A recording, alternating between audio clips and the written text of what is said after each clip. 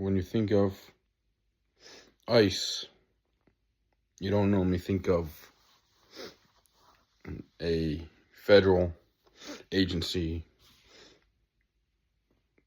acting as extremists, cracking down on protesters and peaceful protests and civilians and illegal activities around the nation. But you'll be surprised by how things have changed. And so recently, the Immigration, Customs, and Enforcement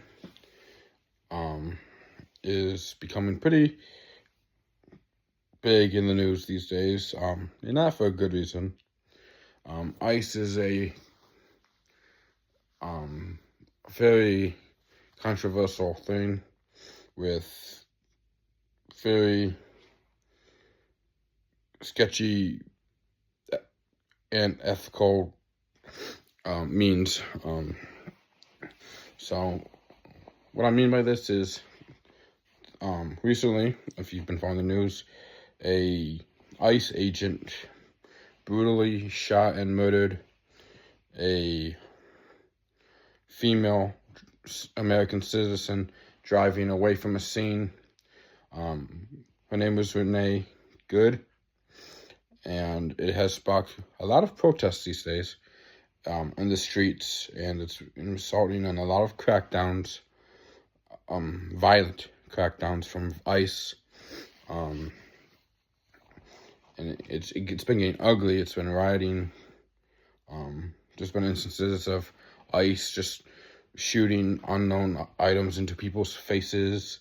I read this one where a protester got shot and lost his eye because of a ICE agent shooting him in the eye with something, and it cost him his eye.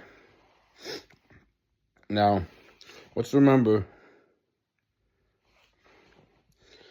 ICE is has the biggest budget right now at $28 million out of the Homeland Security, FDA, ATF, and a few other law enforcement agencies and Homeland Security agencies.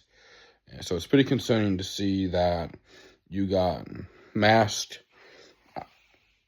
agents ripping people off the streets, essentially kidnapping them from their homes, tearing them out of their cars and arresting them, and just using unethical, inhumane, and potentially illegal means to detain individuals. It's been happening since the protests on campus for Palestine, and it's happening now with ICE just terrorizing, it seems, cities, cracking down on illegals, but it's getting worse and worse, and protesting is getting bigger. It's getting stronger, spreading due to people's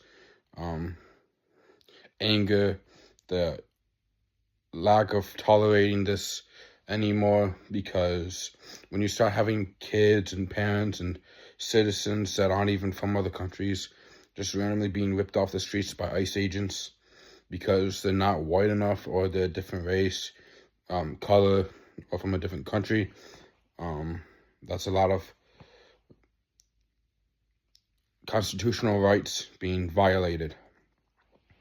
I read earlier today, there was an article I read how a American citizen was grabbed off the street on his way to lunch by ICE agents because he was obviously not, he did not have an American name. It sounded like it was maybe Indian or Muslim, something like that.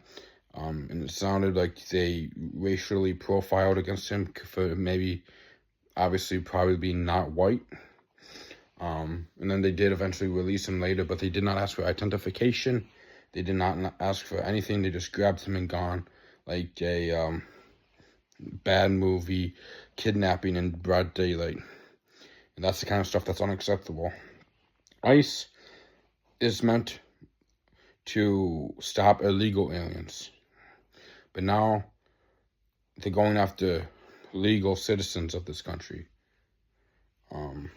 We've seen this story before in Germany. It starts with a small minority, and then it escalates into a bigger crowd, and then it just becomes worse and worse. And now we got Trump commenting on what's going on with these riots and protests with ICE and civilians, saying he's going to use the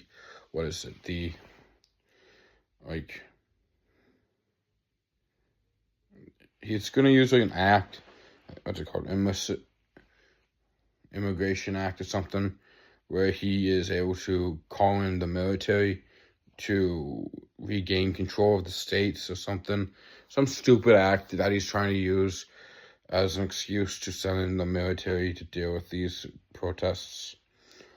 It's a side note that when protests and stuff like this happens in other countries, for example, Iran, they were having something similar to this for the last week.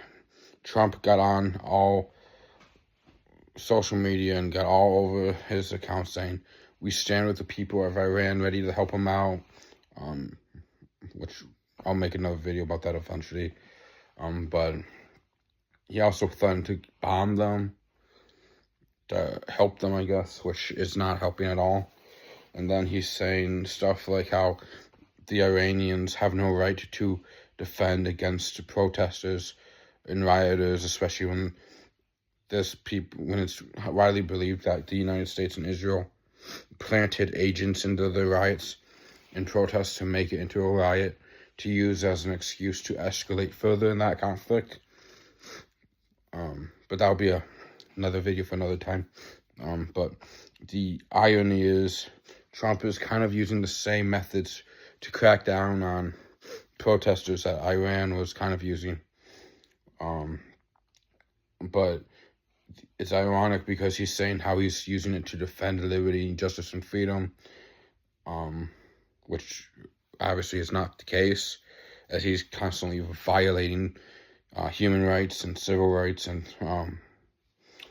constitutional rights. Honestly, you kind of draw parallels to what's happening with American protests compared to overseas protests in like the United Kingdom and Europe, which is another example with the Palestinian Action protests going on in those countries, and how those countries in Europe are cracking down hard on them.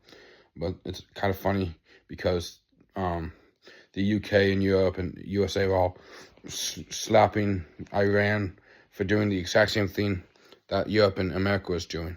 But because it's Iran, and I'm pretty sure there's racism from Europe and the United States at play here, it's suddenly terrorism to do that. So, but yes, so back to the original point. The amount of authority and power that the immigration and customs enforcement has is honestly too much. When you have people completely decked out and you cannot identify them, and they're kidnapping you in the day with no identification, not asking you for anything, they just grab you and go. That's dangerous, especially considering the fact that not too many years ago, for protesting, the government made it so that you could not wear a mask and you had to see they had to be able to identify you. So they said that was for safety reasons, and so that they could, obviously make it easier for when they're arresting you. But why is it that when it comes to federal agents like ICE, they don't have that same rule where they have the right to cover up and protect themselves, but citizens protesting against genocide do not? Especially when ICE isn't afraid to break down doors, get into homes, terrorize the families, most likely as well. I've read some articles where they've done that, where once they capture one, then they go after the family. So it's like, we have to ask ourselves this: is ICE doing better for cracking down on immigration, or are they making immigration more likely by acting like a domestic terrorist organization, because people are getting tired of ICE and the harassment, violence, the extremism, and they're tired of the government, like Trump, not doing enough to stop it. I do believe that as long as ICE has the authority from Trump and or the government, whoever's in power, to have a free reign to do whatever they want in cities and country, in all across the country, these protests are only going to get worse, because the United States is a country built on immigration. And once you start getting people deported because they're not white enough, they're not, Christian enough, they're not American enough, that's when you're going to start seeing cracks in the system. And cracks in the system based on hate and racism could lead to civil war or worse. So we need to be careful with that, especially on this closing note.